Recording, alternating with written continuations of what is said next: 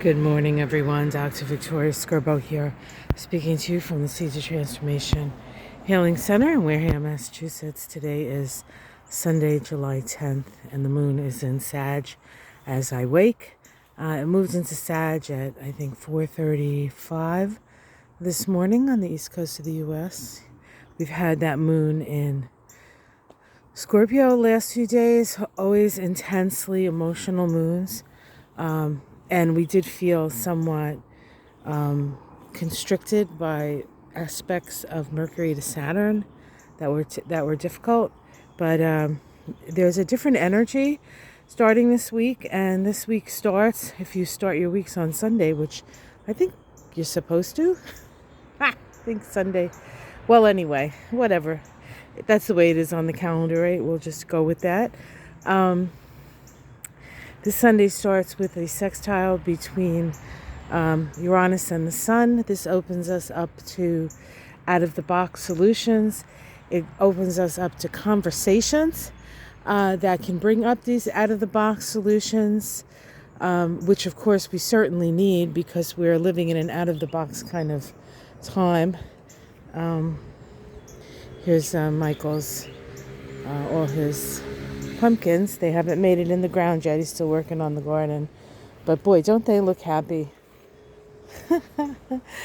Let's hope we get some pumpkins out of it. Yeah, you can see from this end how much work Michael has done on that garden. It was really just a giant, enormous patch of weeds. But it will be a garden shortly. And from henceforth, because we're not going to let that happen again. All right. We also have a couple of aspects, one between Pluto and Venus, a biquintile, and one between the Sun and Saturn. The Sun and Saturn helps us to plan well. Venus and Pluto helps us to make sure it's something that is important to us and a value at a very, very deep level. So I feel like this week, starting this way, is going to be one of great illumination. And we're going to see more of what we hadn't seen before. We're going to hear more of what we hadn't heard before.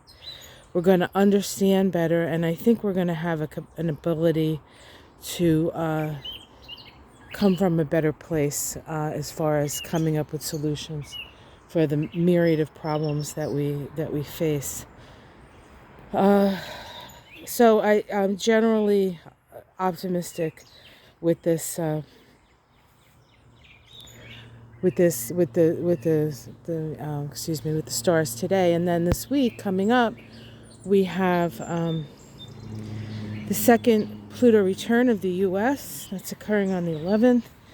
We have a full moon that's happening on the 13th.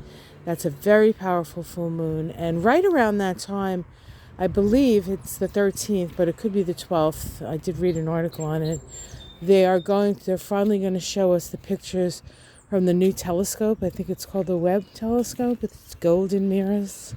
And we're going to see deeper into the universe than we have before. And according to scientists, this is going to change our view of where we are and perhaps also who we are. So, exciting times ahead, yeah? I mean, that could be said about almost every day. But, it's kind of been hell for those of us who have watched what's gone on in the country. I think many of us sort of knew that there were underlying things that needed to be dealt with that people weren't maybe aware of. And luckily, a lot of that stuff has come up. But there's also been stuff that didn't need to be disrupted, that had been disrupted. But when it comes to awakenings, you awakening at the pace that the awakening happens. And I think that I heard that there was like an anti-woke bill in Florida. I mean, what are these people nuts? I mean, what Why is DeSantis fixing problems we don't have and ignoring problems we do? Sounds very Republican to me. My apologies if there are any Republicans watching. I can't imagine. Well, there might be some ex-Republicans watching. Hey, I was raised by Republicans. Republicans are good and honest and decent people, but the Republican Party is wacko, man. And I am very open to different and unusual, but they're just seeding seeds of all the wrong things. But again, if you can't see it, you can't fix it. So here's to fixing it. And today actually is a pretty good day for that, I think. Plans, start making some plans. They're going to be good plans today.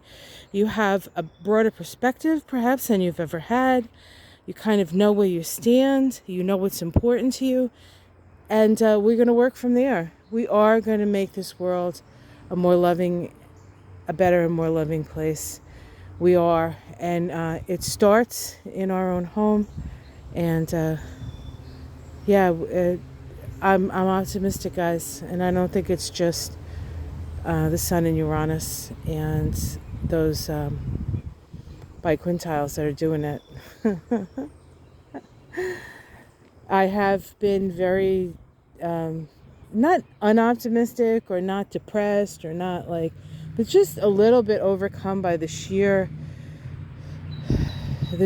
amount of change and things that have to move in a different direction. And very often I feel like, and we talk about America, but America is, the leader of the free world, so to speak. And the free world has to get its shit together, guys. So check out my astrology of the week ahead. I haven't put it out yet. I'll put it out in a little while, a little later today, because I'm going to talk about the full moon, which is very powerful. I'm going to talk about the second Pluto return for the U.S., and then a couple of other things that are happening this week that are important to look at. All right. Have yourself a wonderful day. Like and subscribe, and I'll see you tomorrow morning. It's a beautiful day here. I woke up to the dappled sunlight through the window of the river birch. I love waking up like that. It's like, and then you hear the birds, and it's nice. It's actually very cool this morning, which is amazing, because I know a lot of you are suffering. So I hate to sweat. I moved here because it's a little cooler than where I grew up in New Jersey, and much less crowded, and the air is much better. Those are the reasons I moved here. So yes, it hasn't always been. I mean, some summers are really hot all summer and yucky, but we have had a beautiful, beautiful season, spring and summer, although spring was a little cold in the beginning. But I'm good with that. All right, guys. Much love. Namaste.